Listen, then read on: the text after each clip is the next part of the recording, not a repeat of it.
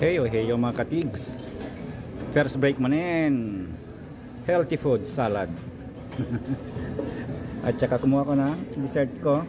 Ito ay ito dalawa. Ano ito bite size donut Ito at saka ito, donut ito. Mga donut na bite size. Ito ay yung sabi ko, binola-bola na buto-buto. Maraming klaseng buto.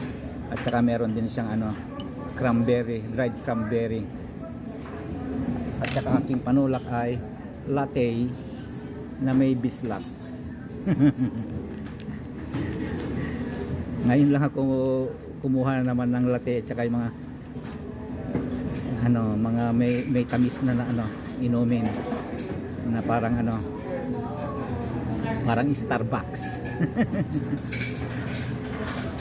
Kasi ang binobrod din dito sa hotel na na cafe, Starbucks din